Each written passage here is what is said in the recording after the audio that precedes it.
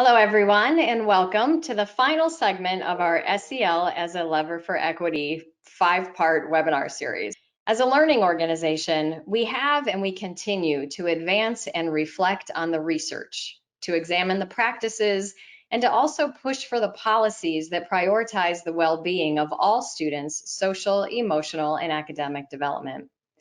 The insights from Transformative SEL have renewed that commitment and propels us further into this mission, holding us accountable to ensure that we remain an active partner in moving towards solutions that elevate social justice for all. One of the ways that we are leaning into this work is by being really clear and really explicit about how we can use data to help illuminate and dismantle existing inequities in our systems, and how to effectively use that data in our SEL work. Today, you will be hearing about some of CASEL's key learnings and resources related to evaluating SEL, and then using that data to provide insights to support effective implementation. Today, you'll be hearing from one of our very own research analysts, Dr. Rafika Mustafa, about some of CASEL's key learnings and resources related to evaluating SEL, and then using that data to provide insights into the progress and to the pitfalls that can occur when implementing.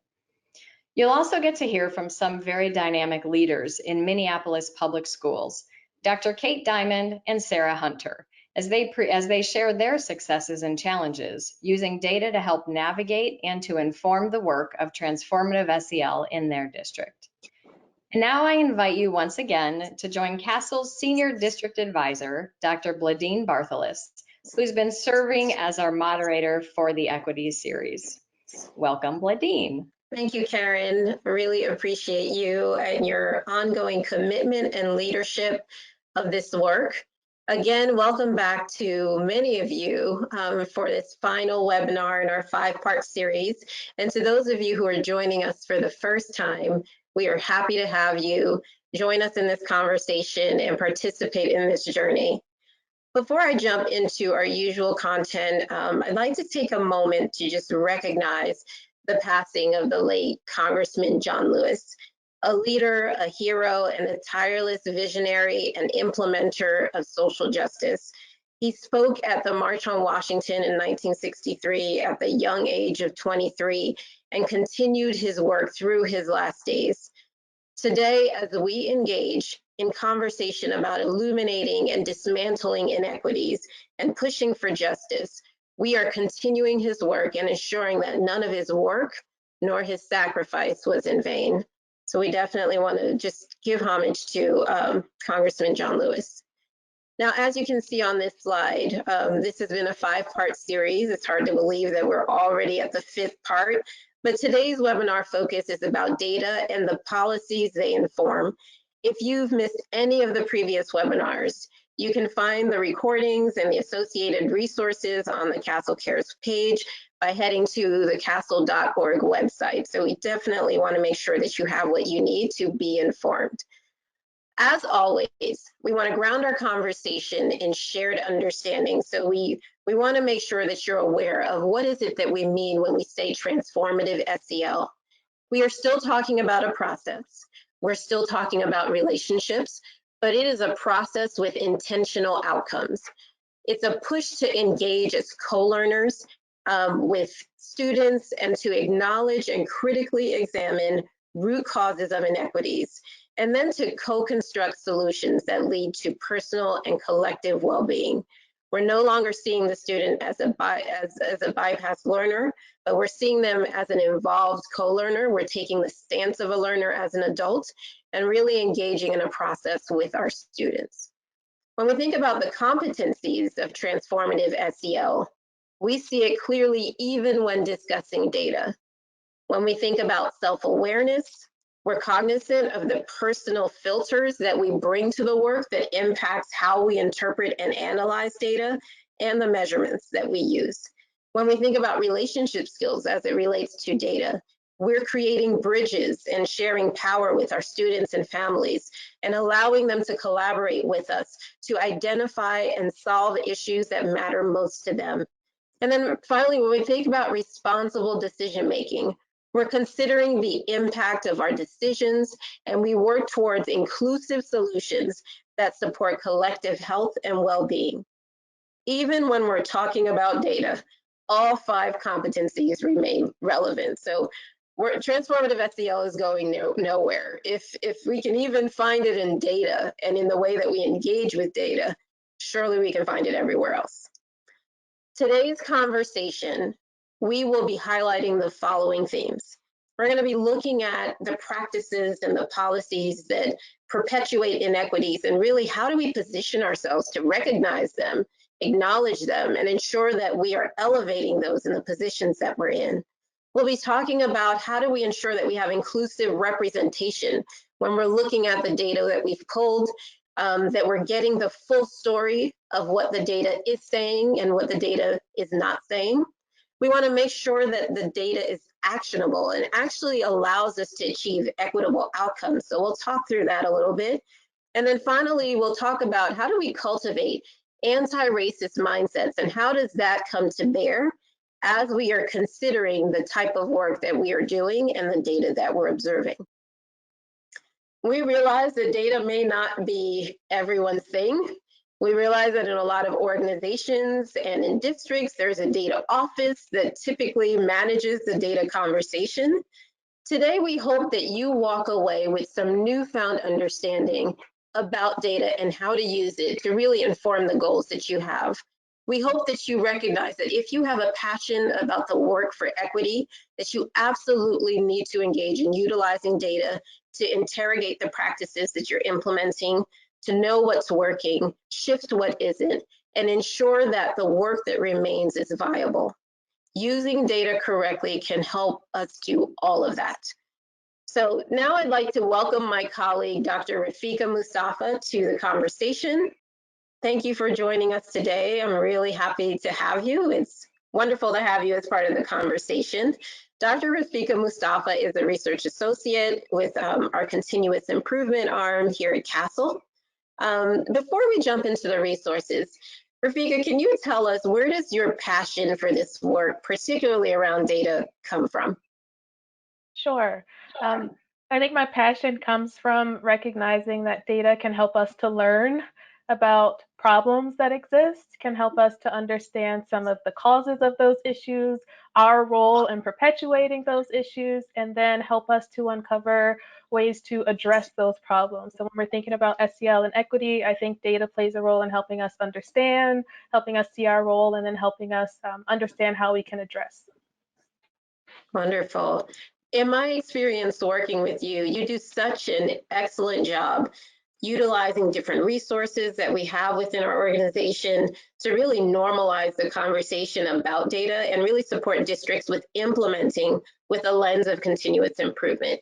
Can you walk us through just some of the key resources that you support those conversations and some of the tools that we have here at CASEL that support data?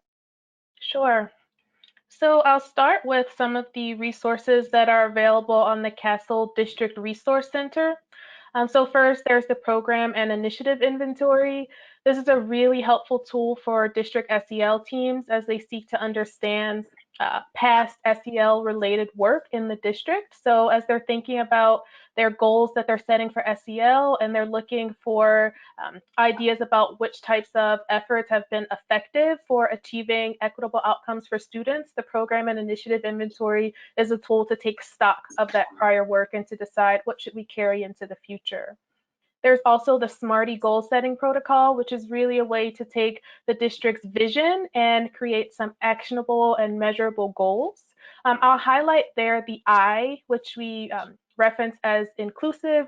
So an inclusive goal is one that really considers the range of stakeholders who are coming to the table to engage in that goal setting process, but then also who is the goal for and whose experiences are we trying to impact positively with the goal. And then when you see that I or that E in SMARTY, that relates to equity. So how are we thinking about the data that we're collecting that allows us to make sense of different experiences related to the goal that we're setting? So ensuring that we're collecting demographic data that can be disaggregated. So building all of that into that goal setting process. There's the Survey of Staff SEL Implementation, which is a tool that allows district and school level staff to share their experiences and also their practices with creating equitable learning environments for students.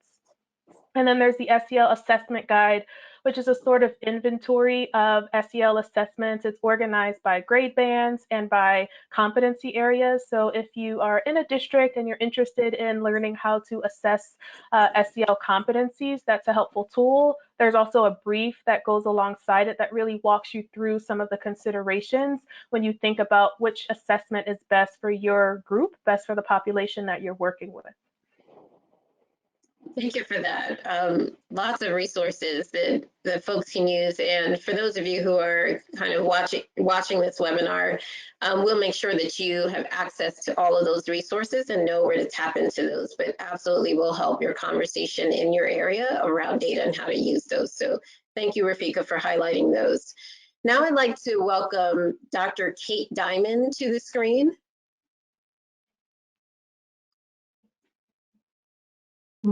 Thank you, Dr. Kate Diamond. Good to see you. And I'd also like to welcome Sarah Hunter to the screen. Hello, Sarah. Good to see you. Great to have the both of you with us. Dr. Kate Diamond is a data scientist in the Office of Accountability, Research, and Equity in Minneapolis Public Schools. And Sarah Hunter is the Director of Accountability in the Office of Accountability, Research, and Equity in Minneapolis Public Schools. Lots of accountability to go around. So really happy to have you both. And the way I'd like to start this conversation is, I'd like to ask you both to tell us about what drew you to this work around data. And then in that answer, also talk to us about maybe a project that you've either worked on in the past or are currently working on right now that really elevates the idea of using data and data practices to inform policy and address inequities. We'll start with you, Sarah.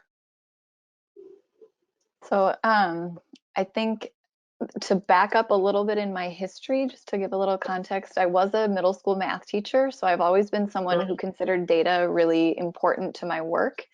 But my path took me to being a school administrator in the Minneapolis Public Schools. I was an assistant principal in a school that is a part of the CASEL partnership. We were in the first cohort of a SEL cohort schools that opted in to dig into our social emotional learning work at the site level.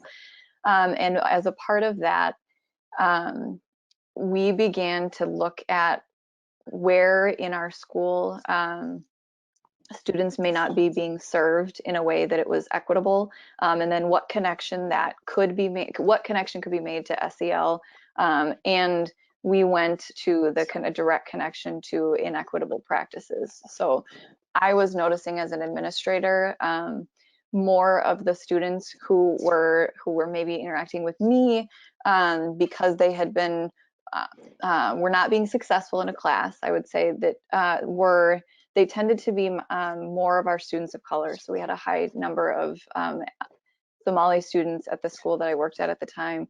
And many of them, it was more about not getting what they needed, either academically or feeling a part of the content that they were engaging in, and that was mathematics. And that was sort of a heart project for me. So we partnered then with CASEL, and in walking away from Lindale and into the district office this past year as the director of accountability, my goal was to make a project like improving outcomes for students in a particular school possible across the system. I was given the opportunity to partner with CASEL, but that's something that I wanted to make sure was built out across our system more broadly. Wonderful. And any additional project that you are working on currently that kind of speaks to some of this work that you've just mentioned? Yeah, so this past year, and actually what Kate and I have been a part of this summer, the most major project that relates to this that I think speaks to some of the co-construction that you mentioned earlier, Bladine, is we have acknowledged as a system that prior to being able to improve student achievement outcomes in an academic realm, there are some barriers to that that are related to climate. And when I say climate, I think it's important to sort of flesh that out a little bit. So it's like the feeling of welcome that all students, families, and staff should have when they enter a school building, or if they're a staff member as they're part of a department.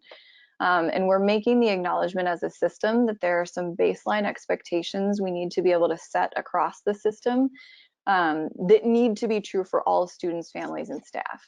So a feeling of belonging when you are a part of a space in our system, and that should be true across racial lines and all other demographic lines as well. So Kate and I think throughout this conversation would like to talk about so that project is called the Climate Framework. And in the end, the goal is to be able to hold all schools and departments accountable. And I mean that in like a layer of support. Accountability often sounds sort of like this negative, scary thing. But in my mind, accountability means we set a clear goal for what students, families, and staff should experience, what they deserve. And then we provide the support to allow buildings and departments to meet that expectation for all stakeholder groups. Wonderful, thank you for that. And I hear so many layering of, just as you were talking about your work in schools and talking about your work in the math, content area, and the need for students to even see themselves in that content area. It goes right back into what we've been talking about on this series about the identity piece and that sense of belonging. So you touched on that just critically. Kate, how about you? What drew you to this work? And if you want to add anything to the project that Sarah's just mentioned, feel free to do so. Yeah, I think I'm a self-professed data nerd, so I love working with data, but I really wanted to work for Minneapolis Public Schools because there's such an explicit focus on equity, and even within our division, we have an equity department, so that's always really front and center. And I was really excited to work for a division that we do a lot around quantitative data with student achievement and also a lot of surveying, but we also do a lot of participatory methods where we're involving students and parents in the process of defining questions or problems and then collecting data and making sense of that data. And we do a lot with qualitative data methods too. So I think it seemed like a great place to be able to advance that work. And with this climate framework project that we've been working on, a big part of that over this summer we've been working in task forces that are made up of MPS staff members, so teachers and principals, district level staff, and then also students and community members and parents. And we've been working in these task forces to create drafts of belief statements that are going to be statements about climate that we believe students and staff and community members have the right to experience across the district. And so we've been, each task force has been looking at the data that we have in the district that speaks to that task force. So as an example, I was helping to facilitate the task force around sense of safety and belonging. And so we have a lot of survey data about how students and parents either feel that they belong or don't feel that they belong. And then we've also done a lot of participatory evaluation projects that tie to that theme. And so working with the task force to make sense of that data and then to have that inform the creation of belief statements about sense of safety and belonging has been a really great process to be able to work on. Wow, you touched on so much that actually weaves perfectly into the themes that we'll be discussing over the course of this conversation. So I'm going to toss it over to Rafika, and she'll walk us through our first focus area of today's conversation. So the first area that we wanted to highlight are what are the practices and policies that are in place that really relate to SEL, equity, and data. And here we encourage recognizing, acknowledging, and addressing practices and policies that perpetuate inequities. So first is the idea of avoiding the danger of the single data story. And this really draws from Chimamanda Adichie's idea of the danger of a single story.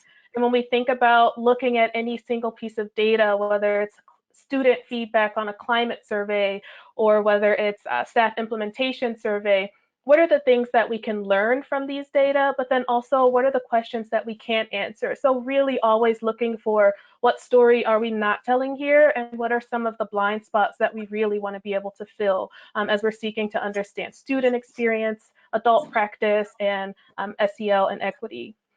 There's also aligning data to a comprehensive SEL framework, so not focusing on a particular competency such as self-management, for example, but really thinking about the broad range of competencies and then the context in which those competencies are strengthened and developed. So what are the classroom and school and district level practices that help to support student and adult SEL? And how do we build on those family and community partnerships as we engage in those processes?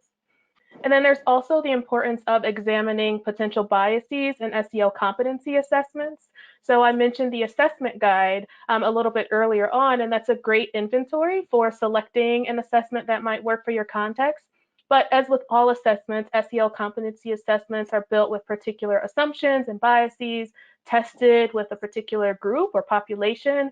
And so as you're seeking to select an assessment that works for the group of students or the group of adults that you're working with, it's really critical to think about how does this assessment fit our particular needs. There's a brief on the measuringsel.org website by Jagers, Rivas-Drake, and Borowski that guides you through some questions and considerations as you're thinking about how to select a competency assessment that's aligned to transformative SEL. So it's the idea of really capturing students' cultural assets, thinking about context and the role that that plays in supporting student SEL, and then also thinking about the role of adult practice. So really considering those three considerations as you're thinking about those assessments.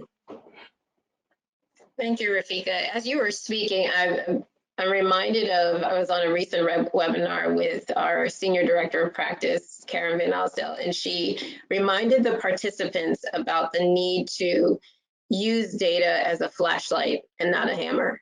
You know, and so I'd like to ask you the question, Kate, what are some of the ways that you've been able to illuminate gaps in data to get a fuller picture of what's happening and avoid the danger of the single data story? What have you seen work from your position to do that? Yeah, one example that comes to mind is, again, the work that we've been doing in these climate framework task forces. And when we would look at data, we would do this 3-act data conversation, and of course it all had to be online, which, you know, normally we would do it in person. But so we would have people maybe look at, let's say they're looking at a school climate survey, and they're looking at some survey questions related to a sense of belonging. So we would first just have people look at the table or the graph and think about just what is the data saying. So before kind of trying to interpret why it might be saying a certain thing, just what are you seeing in the data? That would be the first act. And then in the second act, kind of bringing in some context around why it might be saying that, and also what is missing from the data, or what should we have asked.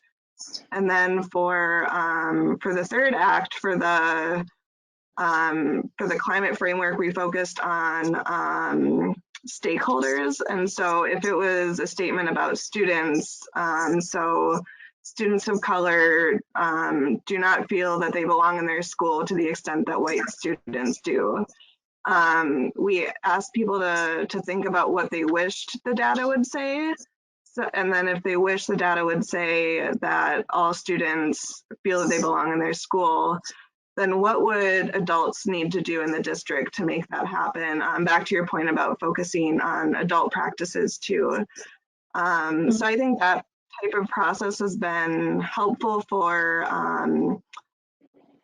letting people see that data is just kind of a snapshot and it doesn't tell us everything, but it can lead to these conversations about what else do we need to be asking, and also what are the implications of what it's telling us. Absolutely. And when you mentioned data being a snapshot, it reminds me of Rafika, what you just mentioned as you were talking about just the SEL competencies and how they're selected and used, and being aware of some of those biases that are in place, even in some of those assessments. Rafika, can you talk a little bit about just the risks that we run in using SEL assessments that narrow the lens? And I'll give an example. We might be focusing a lot on emotion regulation without focusing on the issues of identity that really support a strong sense of self for students. And that further alienates and further victimizes students of color and specific, student groups. What suggestions or ideas can you provide to participants on aligning data to maybe a comprehensive SEL frame rather than pushing into very narrow areas of SEL competency assessments? And Sarah, after Rafika speaks on this, if you've been able to do that in Minneapolis, we'd really like to hear how you've been able to do that as well. Sure.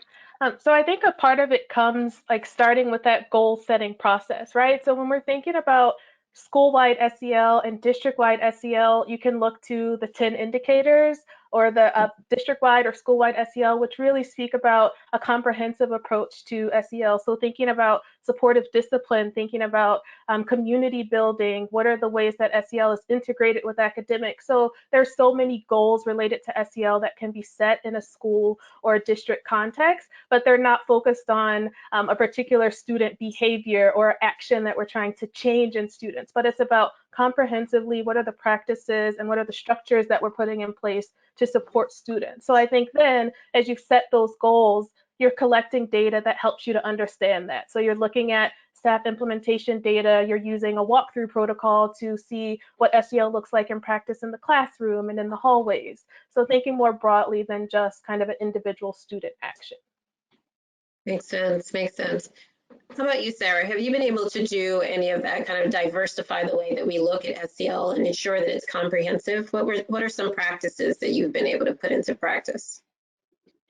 I think I would just sort of build off of what Rafika just shared. So our philosophy around school improvement in Minneapolis is that our outcomes are not a result of there being anything inherently wrong with our students, that it's our adult practices that need interrogating and shifting.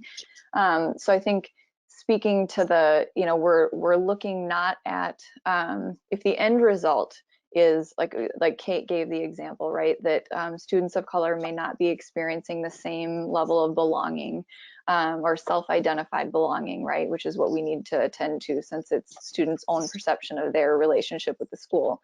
Then there's got to be an antecedent that is related to adult practice. So our philosophy around school improvement would say what we look at then is what are the different ways that we could adjust how adults interact with students? What are we setting up in our classrooms that, as Rafika referred to, that you could see if you were to do a learning walk? And then from there, providing support to the school and to the staff. It may be that it's a practice that they are not familiar with and they need some PD around. So I think looking at it as that without that deficit mindset, right? That asset-based, that if students are telling us what they need, then we start there. If what we see is that staff have a gap in a particular practice, we provide that support, and only then would we measure. And I think I'd like to maybe bop to Kate around a tool we use to do that measurement, particularly in an SEL realm, if that's okay. Sure, were you thinking about the SEL quick check? Yeah, how that can be used to sort of layer in that formative assessment lens from an SEL perspective. Yeah, so the SEL quick check, it's something that we started piloting a couple of years ago. It's just a quick survey that students and teachers can take, and we've developed between 5 to 8 survey questions for each of the 5 CASEL competencies.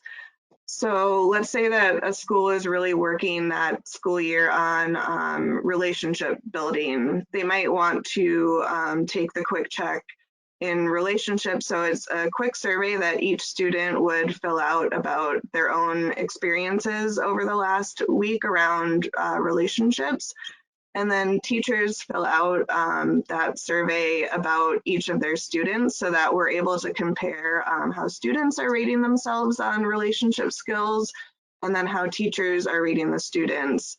And the purpose of the quick check is to be able to inform school practices around what they're focusing on. So it's not meant to be a high stakes assessment. It's more of a let's check in the fall, see what we're seeing in the data, use that to inform what you're working on, and then we can do the quick check again in the winter and see what things are looking at.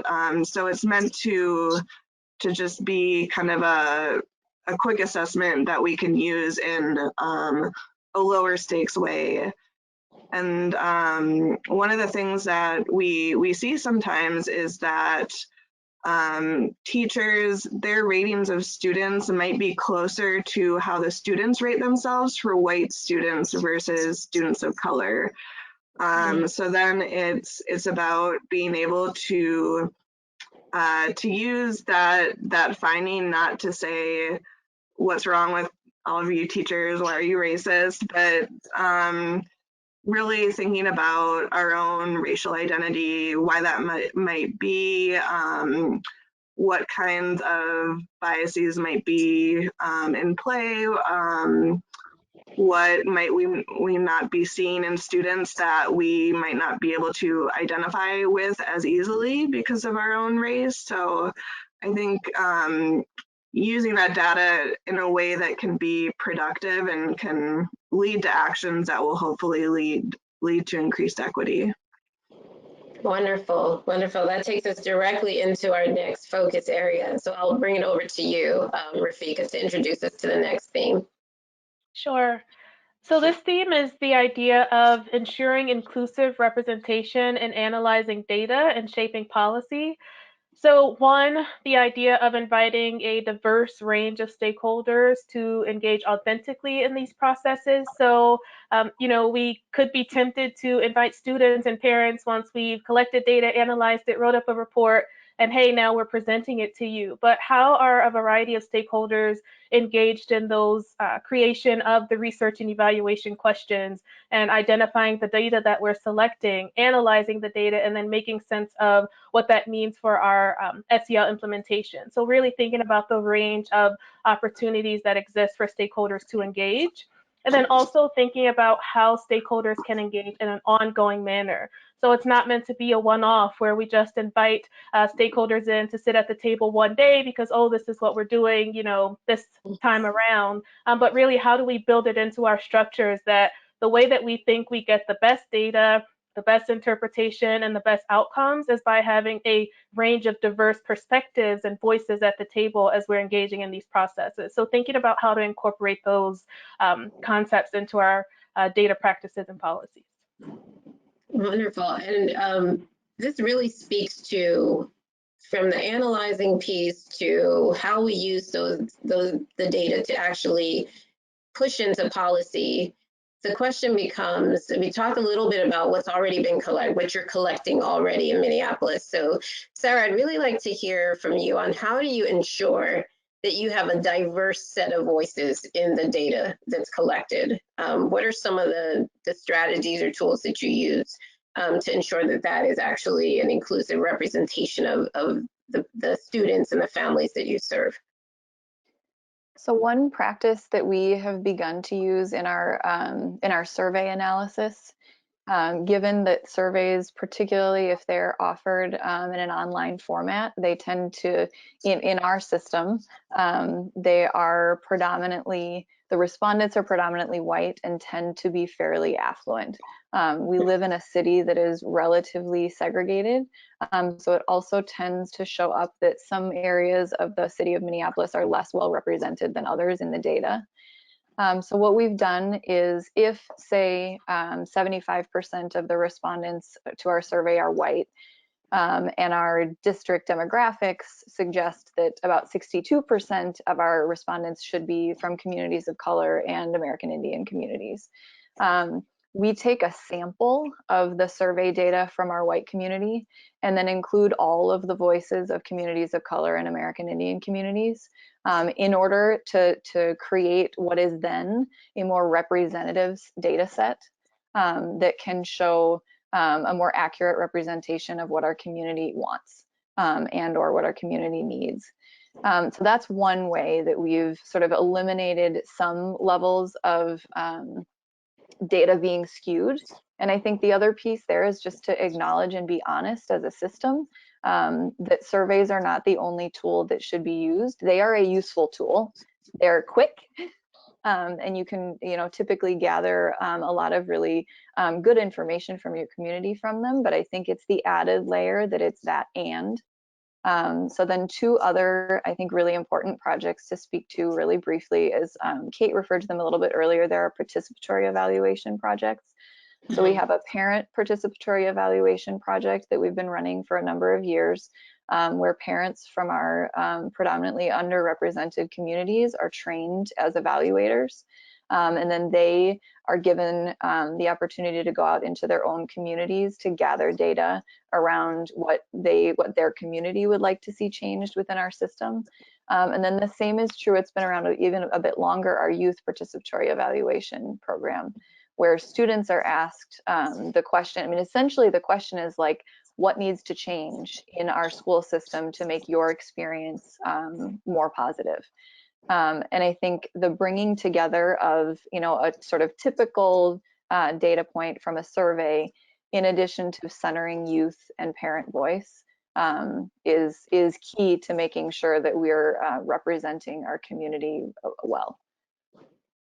Yeah, and this really speaks to this idea of having a range of perspectives, because if data is actually used to inform policy and you're only getting the percentage of individuals who are most resourced as the individuals who are providing feedback, then any decision that's made from that will further, push into the inequities that you're seeking to resolve as a district. So those practices were really helpful to hear about and and thank you for sharing those.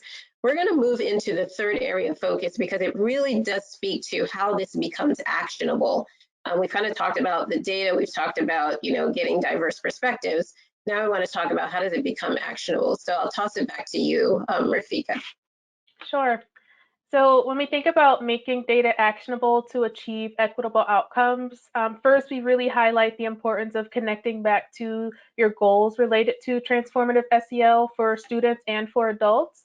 So if we've identified some really clear, measurable goals, then the data that we're collecting helps us to understand the progress that we're making toward those goals, and then what strategies we should be implementing to help us move even further. So really thinking about using those data for identifying particular practices that we should be implementing to move closer to our target outcomes.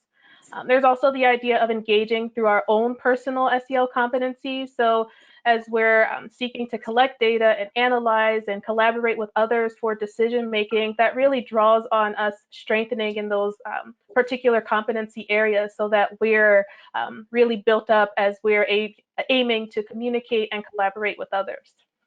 And then also the idea of using data to drive root cause analysis and decision making. So what are the assumptions and the connections that we're making between why something causes something else? Why do we think we observe the inequities that we see? How are we making sense of the structures and the practices that are in place to create those?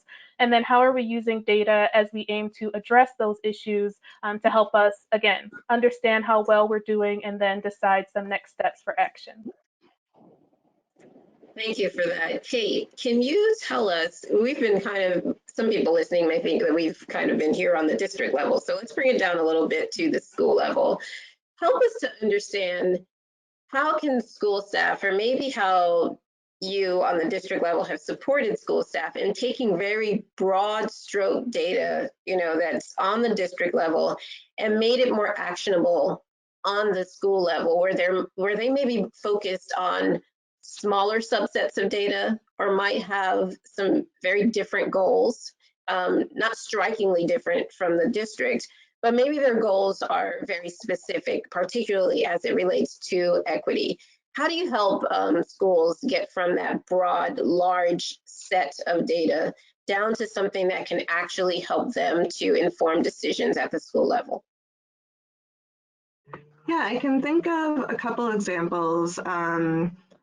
One example is with the SEL quick check that I talked about earlier, and one of the schools this last year that I was working with on it came to us after we had done the first administration in the fall and said, there are just certain things that aren't resonating with us. There were a couple of questions on the survey that just didn't fit with their reality, and then there were a couple of other questions that they wanted to add in that were closer to things that they were working on as a school. They also really wanted students to be able to self-identify their race and ethnicity instead of us linking it back to the data that we had, because they felt that often the data that we have telling us what a student's race and ethnicity is didn't match how the students were identifying. And then they wanted to be able to offer the instrument not only in English, but also in Spanish and Somali, because they had students that those were their home languages and would be, the survey would make sense for them if it was offered in those languages. And so while the quick check, our kind of original vision for it was to be this instrument we could use kind of across the board, we realized that for this school to feel that it was providing them with actionable information, we did need to kind of customize it to their reality. And we did do that. And I feel like it's a tension that we kind of walk on a daily basis of really wanting there to be actionable data. And often the way we get there is for it to be really specific to the specific context of a school, but also needing to have district-wide data that can be helpful for comparing across and for holding ourselves accountable. So I think that's just something that we're always navigating. And then I think the youth participatory evaluation is really useful because it starts with students identifying what problem do they see in their school. So it's not us asking youth to look at a certain thing, it's them seeing it. So the school that I was working with this year, the students really wanted to look at the dress code. And so we did, or they did surveys for their students and also for the staff around the dress code. And I think because they had identified the problem, they were really invested in looking at the data and then coming up with recommendations for their school leaders around the dress code. Thank you for that. When I think about data being disaggregated by subgroups and disparities emerge, highlighting themes, Sarah, how do you go about having some of those courageous conversations around what actually is happening, you know, around the data that we're looking at, so it doesn't become us blaming the students? So how do you use data to interrogate the systems that we as adults implement and maintain rather than solely shouldering the blame on students? How do those conversations go, and how have you been able to do that in your district? I think often we lean back on the process that Kate described earlier, the 3-act data conversation. I think it's important to sort of always start with taking a step back and looking at what we see in the data and then asking ourselves questions. I think instead of as the evaluator coming in and having decided what the data is telling me, if I enter the space with, say, a teaching team. So when I was an administrator, instead of, walking into a, say, 3rd grade team meeting, feeling frustrated because I had already decided what the problem was related to which groups of students' needs were not being met, right? Entering into the conversation by asking questions, and then asking staff to walk along with you as you're, like, as a group, trying to determine what you want the data to say. I think if instead of saying, why does your data look different from your maybe teaching partner, it's what do we notice is true, and how would we make sure that by the end of the year, and I think that's the other piece, is like looking at it as like growth mindset, right? You're looking at what do we want to be true in May? That's not true right now. And what are the steps that we need to walk through together as a team? I think the other thing that I had mentioned earlier, this idea that accountability can only, we can only use that word if we are able to show that we're supporting our staff along the way. So that it might mean that a team admits that they need something from me as an administrator, and then I've got to prove that I'm going to get that for them. I love that. I love the fact that you have connected accountability with support, because sometimes we miss that, on the district level, that it's, here's the data, what are you doing about it? But oftentimes we've gotten there at unawares, and sometimes support and capacity building is needed for sure. We're going to move. Go ahead, Sarah. I was just going to add the layer that, like, I think it's often important to ask teachers what trends they see and the who. So who are the students who we are not serving well? Identifying that themselves versus me saying I'm seeing a trend. So the trend that I mentioned earlier, where I was seeing a lot of my students of color needing me as their administrator, instead of saying that explicitly to a team, asking who are the students that you see in this particular part of your data, and if that's the group of students whose needs we're not meeting, what do we need to do about it? Absolutely, absolutely. Which further holds us accountable to what is required of us, which takes us directly into our fourth area of focus. Rafika, I'll turn it back over to you to walk us through it. Sure. So this last area that we highlight really draws a thread through the other areas in order to engage in that work.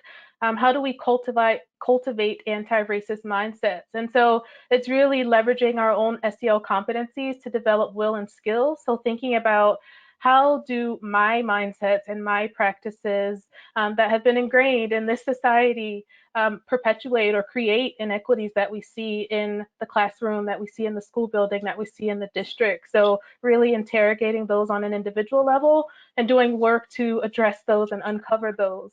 But then also, right, once we recognize and once we acknowledge, what do we then do with that? So if we've recognized and acknowledged these inequities in SEL, in education, in the experiences of students, then what do we then do individually and collaboratively to dismantle and address those issues? How do we then develop strategies to support and to work through those? And it's not easy, but it's really saying we can recognize it, but that's just one step. And so being active and thinking about what's next. Thank you for that. We're going to have two questions here, but we'll start with Sarah on this one and end with you, Kate. Sarah, talk about using data to illuminate and dismantle inequities as we continue to bring that up as a concept. How have you addressed biases and blind spots among participants interpreting data and recommending policy changes? Like when you're in this room, you're in the office, you're having the conference, and it's blatantly clear that these biases and blind spots are driving some of the suggestions that are being made. How do you manage that, and what are some ways that you push through that? I think one way is to bring in another data source. So to ask the question, and I think Kate sort of referred to this earlier, is what perspectives are missing? So if part of the reason that we're struggling to move away from a particular bias, it may be because of what has been put on the table in front of us as a group. So if we're honest about the fact that we were missing a large portion of our voices, our community's voices, how can I bring that to the table? And I think some of that showed up in our climate framework work this summer, where there were participants in our groups who believed, because of past experience, that what we were coming to the table with wasn't representative of our community. And I think that's where we needed to lean on the fact that we have been hearing for years from our students what they need. And it is now our responsibility to make good on the things that they have asked of us. So I think it's often if you can bring student voice to the table, and authentic community voice, particularly if it's from an underrepresented group. I think you add that layer of, it may be that we were stuck because we didn't have the right data at the table. Mm-hmm. Thank you for that. And even the acknowledgement that maybe we don't have enough information to make a decision, or we don't have enough information to craft a policy is definitely moving in the right direction. Kate, how have you personally used data to inform your own mindset and practice? And how does data inform the teams that you work with, the schools that you work with, as far as their own mindset and practice as well? Yeah, I think qualitative data has been really helpful for me, as you know, I'm a district level staff member. I'm also a white woman holding a lot of privileged identities. So being able to read through, for example, we have memos for both our youth participatory evaluation and parent participatory evaluation projects. We have memos that summarize kind of common themes across those projects.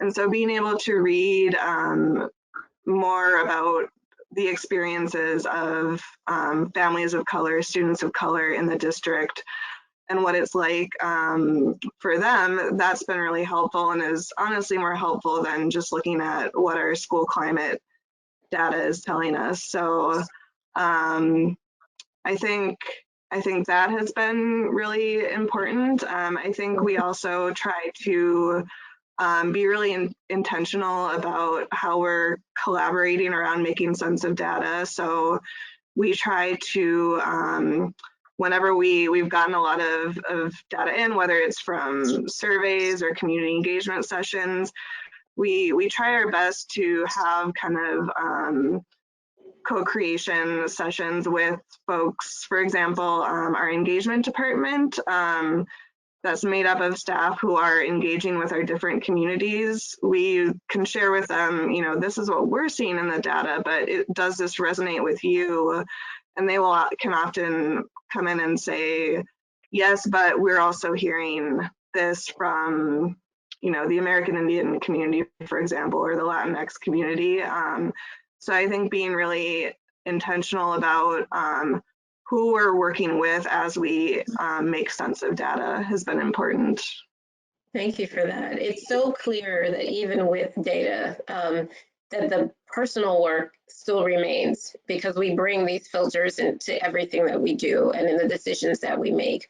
So we really appreciate you, particularly Kate, just now just highlighting kind of your personal, the way that you personally just challenge your own mindset around the data that you interact with on a regular basis. Rafiq, I'd like to end with you, just asking you just any last suggestions, ideas that you might have for district schools that are really looking at having a data process that's asset-based, equitable, and inclusive. What's like a key nugget that you'd leave with them to kind of push into that direction? Sure.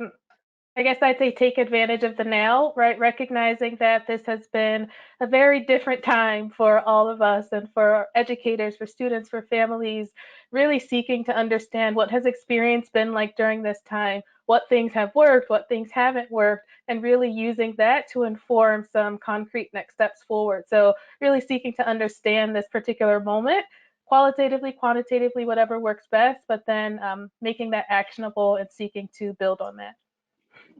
Thank you for that. So I'd like to thank you, Sarah Hunter, for being with us, Dr. Kate Diamond, and Dr. Rafika Mustafa. You all shared a wealth of knowledge and experience with us today and left us with a lot to consider as we continue to engage in this work for a more informed and data-driven lens that really push into our desire for equity across the board. So appreciate you fully. Thank you for taking the time. And I'm sure that what you've shared has definitely benefited the participants on this webinar. So thank you. Thank you. Thank you. And to all of you, our participants, you're our equity warriors, your champions. We say thank you for trusting us with this time and connecting with us during this series as we've dug into the practical side of transformative SEL. It has been nothing but a pleasure moderating this series. Even without seeing you, we felt your energy, we feel your passion, and your desire to learn more, do more, and to really just be on the right side of this conversation. In closing, I leave you with this quote from Nelson Mandela: "It always seems impossible until it's done." And as we continue to support our students, our adults, and ourselves to push into this work, we will run into challenges. We will run into roadblocks that threaten to shut down our efforts for true transformative change and justice. Instead of saying it can't be done, or before you accept no as a valid response, let's adopt the stance of couldn't we at least, and see what comes up as possible options when we're open. So thank you again. Thank you all for what you do on a consistent basis and continue to do to support our young people and their families. I hope that you continue to take great care of you and yours during this challenging time. Thank you.